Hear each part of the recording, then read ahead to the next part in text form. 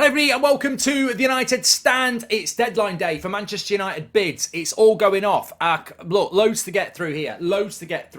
Simon, let's get into it. So, Manchester United, 9 o'clock tonight, will have, I'm going to stop that. Manchester United tonight at 9 o'clock will have their bids going in for the second phase of bids. Loads of stuff coming out. It's really hotting up, and we will be live at 8 o'clock, of course, as those bids go in. But it is deadline day, so I just wanted to do a quick summary of where we're at, because some very interesting updates coming in. We know Sir Jim's going to bid around 5 billion. That will include clearing the debt, so you could say it's 4.5 billion.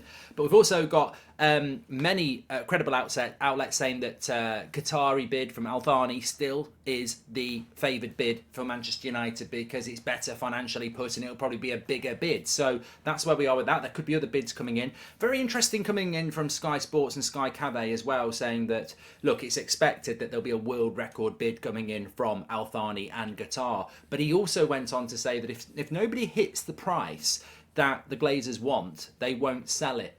He was told by a source that, because he said, well, look, if you don't sell it, the fans are going to go crazy. And the source said to this Sky Cafe on Sky Sports, that doesn't matter. Which has caused quite a few of you and many United fans to get quite, angry about that. I wouldn't care. I think this is posturing. I think the Glazers' threat to stay is based on trying to get people to buy. It's a little bit like selling your car and you say, I want a certain price, and people offer a little bit less, and you say, well, I'm not selling it then. You're trying to test the water and tempt them to give the price that you want. It's all part of bartering and bidding and everything like that. On the other hand, if the Glazers decide to stay because they don't care about what the fans think, well, is that what... I mean, I've got to sit here and say, why would you get rumbled about the Glazers saying they might stay and they don't care what the fans think? Slow Spurs news there. 17 years, Simon. They've not given a shit. Like, they bought the club on debt, they kept it in debt, they've piled debt on, they've took dividends out. At what point have they ever cared about what you think as Manchester United fans? So I am not shocked by any story that they might stay because they don't care what the fans think. The problem is, as I've always said, reap the whirlwind, lads. Reap the whirlwind. Basically, if they think that they can stay, having flirted with United fans that they want to sell, they've got no chance. They've got absolutely no chance that fans are just going to go, oh, well. It will escalate to a ridiculous point, and they can't afford to stay. They can't afford to stay. So where are we? Let's have a look at it. So this is what's coming in generally in the last few hours. Mike Keegan, who's been very good on this, he says it's unlikely that Sheikh Jassim Al Thani or Sir Jim Ratcliffe's bid will drop before the 9 o'clock deadline tonight.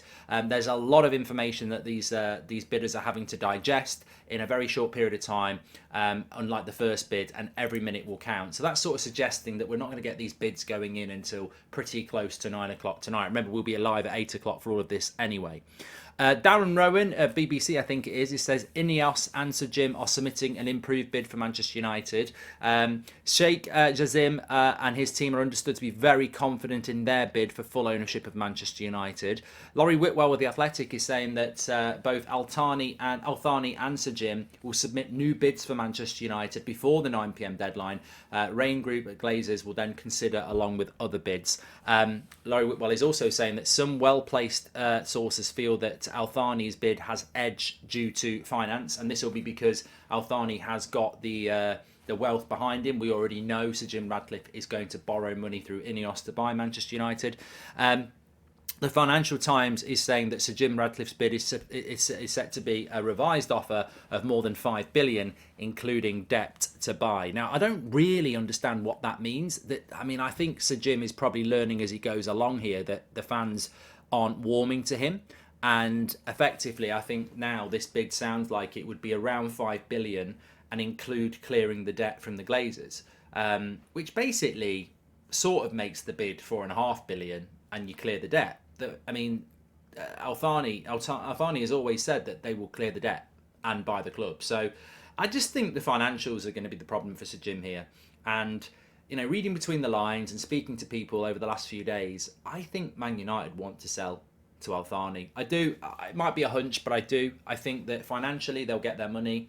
I think, it opens up a lot more opportunities for the Glazers, who've spent a lot of time over in the Middle East over the last few months. Now, whether that's because they're selling to the Middle East or whether they're looking at other business ventures over there, I think that this is the meal ticket that the Glazers, the Glazers' father probably bought the club for all those years ago. So I think that's where it's going to go. But what we don't know at this point is when these bids go in, are they the final bids? If the bid's there, do the Glazers take it? We always heard that the preferred bidder would now get 2 or 3 weeks to really deep dive into the books, etc., and the finances. Is that what's going to happen now? Or will they? I mean, some people are reporting there may be a third raft of bids so that they get rid of a few people now and then it goes to third and final bids. From a fan perspective, this isn't good. Personally, and I said this last night. I think I said it on the tour last night because I didn't do a show last night. I was in Dublin last night. We were talking about this, and I said it on stage. What we need to happen is we need somebody to bid for Man United and the Glazers go, that's the bid we want, because the summer transfer window is going to start getting impacted dependent on how long this goes on for. So I really, really do hope that we can get this moving quicker, because we want to be able to, feed Ten Hag and this momentum that he's built, and that needs to be done financially and also with a stable platform to build the club out from. What are we going to do with the stadium? Is it a new stadium? Is it renovation? What is the budget in the summer and beyond? What are we doing around the infrastructure? Can we start kicking players out of the club because they haven't got a future? We can't do any of those things until we start, bringing players in that we need to bring in. So look, the owners that we need to bring in. So I think it's going to be very interesting how it works out. Look, it's going to be a very interesting live show at 8 o'clock. But I just wanted to give you an update of what's going on. 9 p.m. tonight, we knew that was going to be the deadline for bids. So Jim has apparently gone up to around 5 billion. We're expecting Al Thani to go beyond 5 billion. There may be other bids coming in. At this moment in time, it is felt that the preferred bidder is still the Qatari bid, and they are very, very confident. And as I said, I just think this is a labour of love for Sir Jim Ratcliffe. I think he wants to get hold of the club because he likes football and Manchester United's his club. But I just don't think he's got the capability here. It's almost, I wouldn't say it's a Cinderella story, rags to riches. He's a very wealthy billionaire, but he's up against, different kind of wealth here. And I think that, rightly or wrongly, I would say that it's looking like it's going to be Qatari ownership of Manchester United, unless something very strange happens. I think it will. And there's still loads of people out there reporting stuff about the Premier League going to try and stop it. Other clubs aren't happy with it. I've been reading this when I've been in Dublin for the last few days. I just think it's stretching. It's reaching for straws, clutching at straws. Newcastle are already owned by Saudi Arabia. Abu Dhabi owns Man City. Where's all this stuff about Man United and opposing as being owned by, Al Thani from Qatar?